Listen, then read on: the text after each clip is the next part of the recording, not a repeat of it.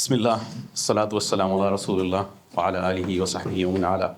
Assalamu alaikum wa rahmatullahi wa barakatuhu. Rabbi shrah li sadri wa yassir li amri wa hlul 'uqdatam min lisani yafqahu qawli. Rabbi zidni ilma. Allahumma inni as'aluka ilman nafi'a wa 'amalan mutakhabbala wa rizqan halalan tayyiba wa shifaa'an min kulli da. Thank you, my brother Fazal, for that glorious introduction. Not half of that, so take it with a bag of salt. I'm a student. I'm a student of AI, and what a beautiful, lecture from Dr. Nasiruddin on AI fundamentals. And he kind of, stopped at the perfect, slide, which was how do we generate value out of AI, right? So from theory to practical is my topic, and it's a nice segue into how. In order to generate the value for the businesses, there are four things he fundamentally spoke about. One was primarily drive the cost down. That's my topic, right? How do we optimize cost, operation expenses using AI? So that's my LinkedIn profile. If you want to connect with me later on, I'll be here throughout the session. So if you have any questions, I'll be more than happy to answer them later on. I usually like to start with a story or a number. So that's a number. I want to make it interactive. Can you guys start guessing what the number is about? Any guesses as to what the number? And yeah, go ahead.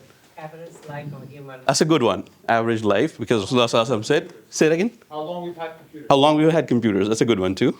Any more? 70%. I'm sorry. I'm guessing. You don't get to see. On the cost. There you go. So typically, and I took the liberty of averaging it out.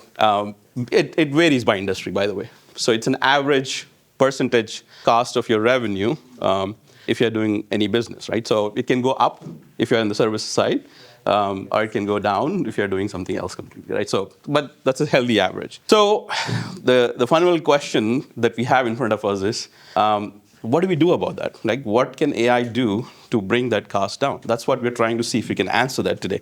So let's take that number and try and see if we can break it down. Here's a slide. I took liberty to kind of take some categories of costs. By no means I'm a business owner, right? So I'm in the industry trying to advise business stakeholders, C-suites, trying to reduce the cost. So spend a lot of time trying to do this. So for the small businesses, I think Dr. Nasir asked the question, where do the costs lie? Right? So I didn't put the percentages knowingly because it might vary from industry to industry. But does this resonate? Does this resonate for small business owners here? How the cost breaks down? I can have a catch-all saying the rest of the cost, but this is primarily how structure looks like. So if we take the 70 to 80% cost of doing the business and look at these categories, what we have in front of us is this question today. Can AI help reduce any of these costs? If we answer this question, go ahead. Yes. That's exactly my next slide. I said it's an emphatic, and the sound of it was really good, right? Because it's an emphatic yes. Yes, it can. I think if we figure out a way to optimally and responsibly use AI, we are definitely looking at a potential of 35% cost reduction. That's an average number across industries. Some higher, some lower, but I'm just giving the average number. So what do we do? What do we do to get to that, right? Because as a small business owner or a medium-scale business owner too, depending upon where you are in that scale, that's an enticing number. And again, when some of us were looking at the agenda for this program, the idea was let's level set. Let's start with the fundamentals, and that's where Dr. Nasiruddin came in and talked about AI, and then we looked at how do we generate value? So the expectation here is, and the content is with that expectation that you are a small business owner and trying to understand what you can do to maximize your profits, right? My session is going to talk about the cost reduction. Bert's going to follow up, and he's going to look at the top line and see what we can do to increase the top line. So my focus is on the bottom line in the chart that Dr. Nasiruddin showed with us. So some of the content, and I notice, there are some pioneers of AI sitting in the room. For them, it might be fundamentals, right? So bear with us as we try to level set this. as we go into the deep workshops as a follow-up, there would be value for every single one of you. So even if you're not a small business owner, if you are an individual contributor or a professional, what you can walk away with today is personal productivity. That came up multiple times. So you will see how you can gain some personal productivity as you learn some of the tricks of this trade. So without further ado, I want to just show the high-level agenda. Not many slides. It's just a repetitive slide. If you notice, it's going to be a title slide and a content slide afterwards. We'll look at what are the different pillars within the cost structure that you can look at. So out of those 8 or 9 categories you saw on the slide 3, where do you think you can focus on, and where is the proven value that AI has brought in the different industries to reduce the cost? I think that's what we'll look at, 3 to 4 pillars. And then I'll try to, obvious question would be, right after that, okay, sold that AI is doing this. What can I do? What is the implementation framework? What is the cost optimization framework that I have to follow to achieve those results? And then we'll look at a couple of industry use cases. And then I have a video at the end. I think depending upon the time I'm taking, I might jump to the video to actually take the theory that we saw and take the theory from my slides and actually start seeing for one of the type of businesses what is some of the things that you can do using AI to drive costs down. So that's the agenda. Any questions? Let's jump in, right? So you saw the categories. If we have to take a guess as to out of those 8 to 9 different categories, where would AI play to drive the cost down? What do you can think of? Say that again? Human capital. Human capital, right? Human capital, definitely. Labor is huge. Anything else? Marketing and comm, right?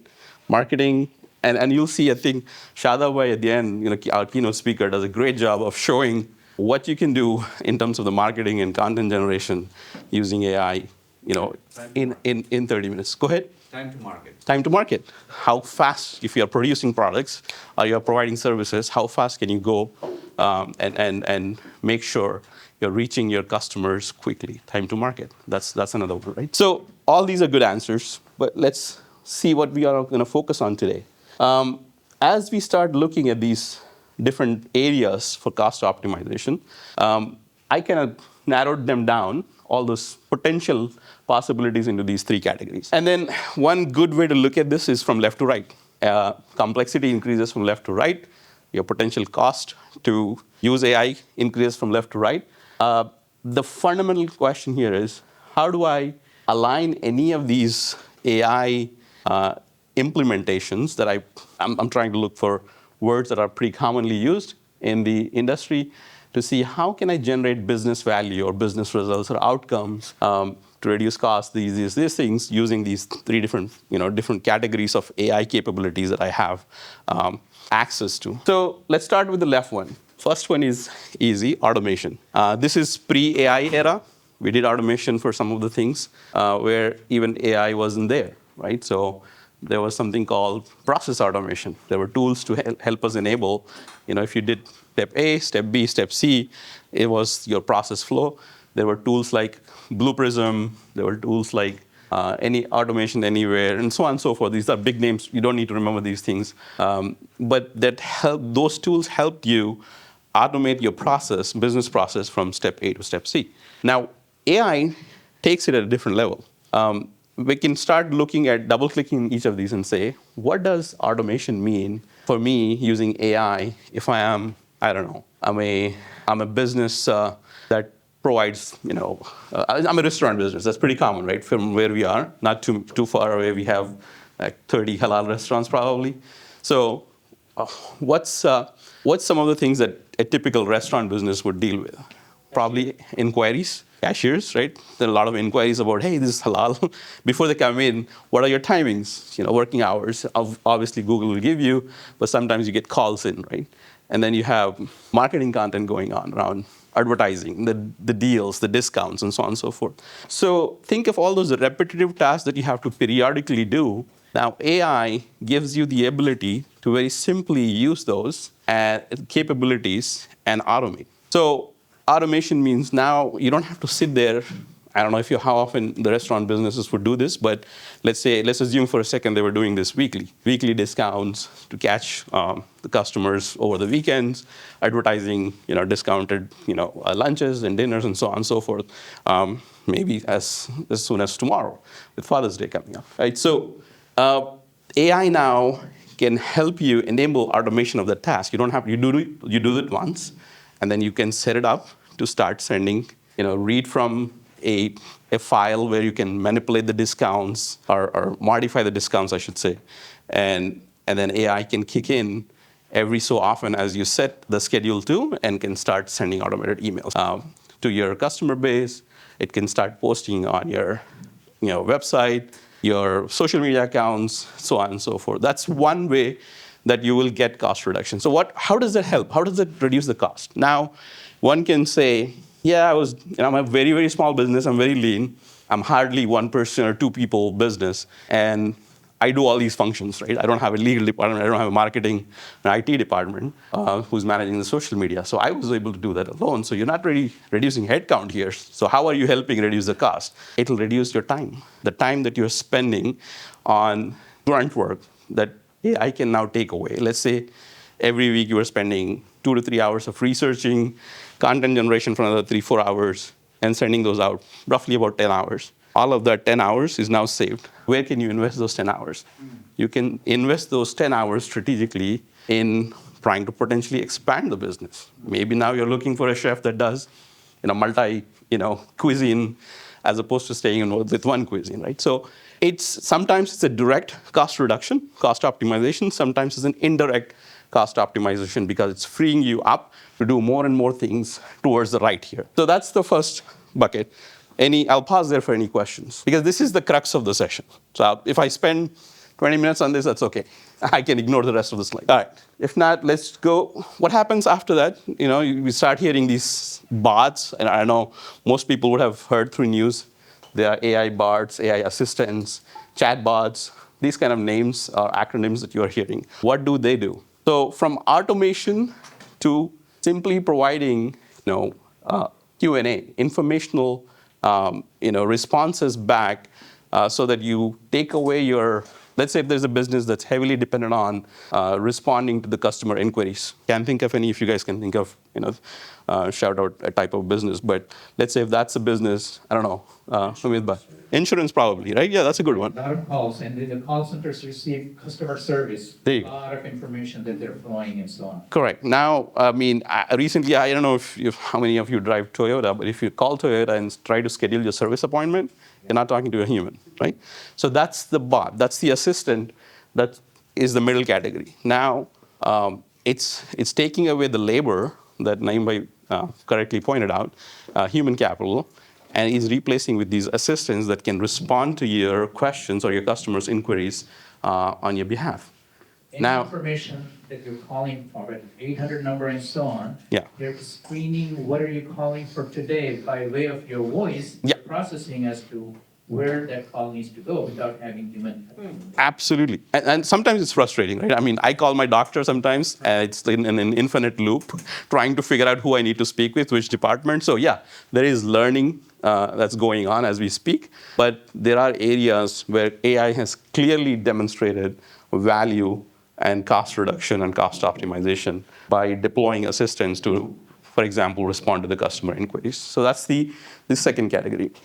And as we go down go towards the right, complexity is increasing, right? So for example, you are a warehouse business, and I think there was a gentleman who talked about this earlier. And one of the major questions for warehouses is around how much inventory should they stock up, because it's a direct, impact on the cash flow. How much inventory would move fast, what would be tied up and stay in the warehouse, and then you're running into cash shortages, right? So as you go down this slide from left to right, AI has now given capabilities around predictive intelligence. I think we talked about machine learning. Now you can say, based on your historical consumption, seasonality, meaning, let's say I think the brother here, Zaid, talked about Dukan, right? The grocery business. So right now, I don't know about you, but I'm enjoying mangoes. So this is the season for mangoes, right? So I wouldn't be, if I'm Zaid, I won't be stocking up on mangoes in winter. but right now is the perfect time. And then the consumption goes up. So there are capabilities like machine learning and predictive analytics that give you that capability that tells you that when to stock up in the warehouse what and who's buying what. So you can do customer sentiment analysis on your social media. Who's asking for what kind of questions? Remember the previous bucket where you were receiving inquiries? Now, if that information is stored, how many inquiries did I get about the mangoes will determine how much mangoes I will stock up in the warehouse. So that's intelligent decision making. So you'll go down this path, and there are capabilities. And this is going to grow. Dr. Nasiruddin talked about artificial general intelligence. What that's going to do is at a different level, right? So we are in this space where we are using all these, and then agentic AI. I think you've probably heard this name quite often. What is agentic AI? If you were doing a business such as the warehouse, grocery warehouse that we just talked about, and you are somebody who manages the inventory for the warehouse, your day-to-day decisions are around, what should I buy? What should I stock up? Eventually, with agentic solutions, you can delegate those decisions to the agents. And the agents would be taking all of the information that you typically would take into account using analytics or whatever shape or form the information comes to you to make that decision today. There are ways to completely automate that process and make the agents, so-called agents, take decisions on your behalf. So that's the capability that's out there in the market right now. So I'll give you one example. I mean, it just takes the scale to a different level so you can understand. The company that I work for right now does a annual procurement of $27 billion of products and services. And the chief procurement officer, his key metric that he's judged upon and his team is judged upon is cost reduction, right? So I was just going to give you the scale where you're annually procuring $27 billion and growing. You are getting, targets of cost reduction of $350 million year over year. And the platform that Brother Fazal spoke about is a homegrown solution my team has built in the last, we spent like 10, 12 years. It's basically enabling that digitally. It does from quoting to negotiation to sourcing decisions to actually procuring. All of that is enabled through that one digital platform. So from a scale standpoint, regardless of where you are on that scale, we have expertise within the Chamber's IT division. You can come consult with us. There are dedicated companies who are helping A&T. I want to give a shout out to A&T. I see, Afzal Bhai here, and Azhar probably is listening somewhere. So do reach out to us if you have questions about how do we go. Because what happens is once we go through these slides, everybody's like, okay, got it. Where do I start? That's the next question. So if you have the where do I start question, that's an awesome question. Hang on to it and come talk to us during the lunch break, inshallah.